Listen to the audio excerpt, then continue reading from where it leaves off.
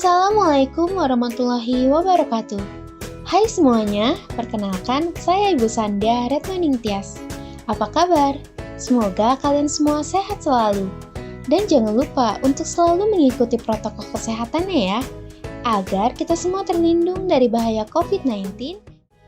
Dan pada kesempatan kali ini, kita akan membahas tentang pertemuan dan rapat.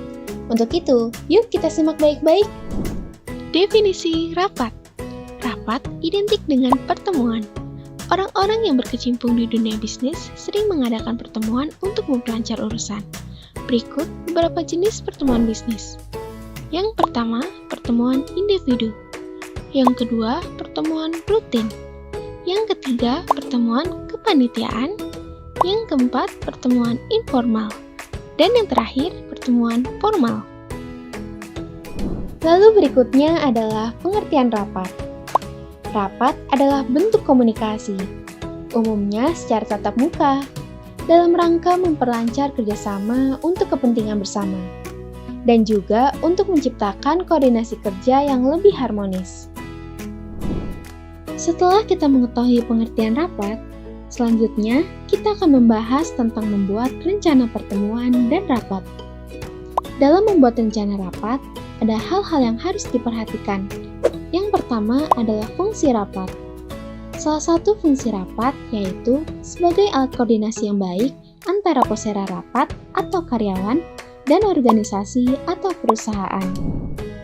Dan yang kedua adalah tujuan rapat. Selain fungsi yang telah dijelaskan, rapat juga memiliki tujuan, yaitu untuk memecahkan atau mencari jalan keluar suatu masalah. Yang ketiga, alasan atau pertimbangan rapat.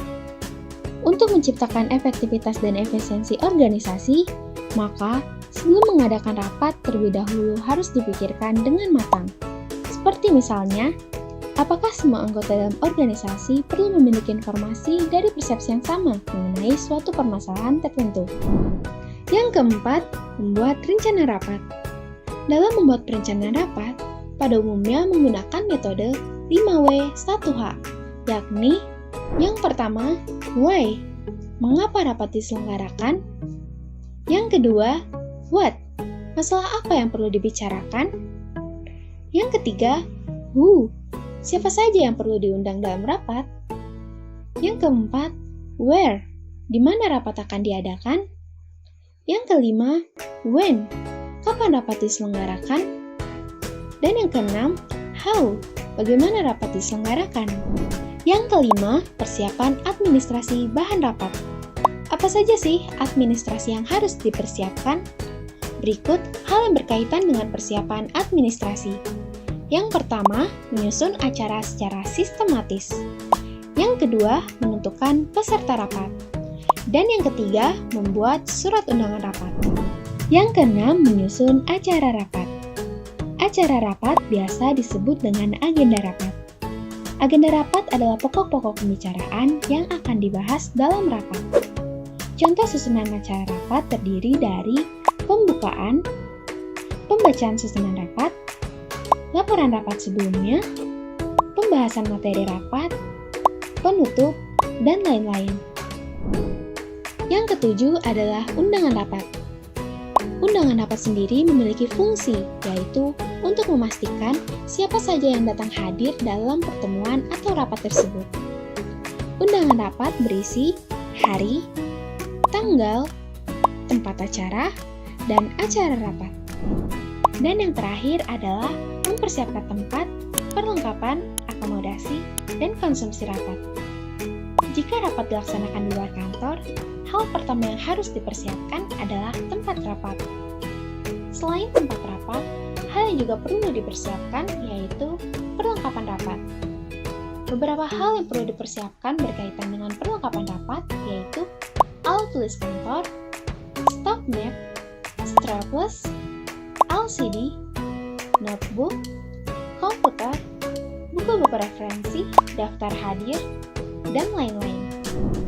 Lalu, jika perlengkapan rapat sudah lengkap, hal yang perlu dipersiapkan selanjutnya adalah konsumsi.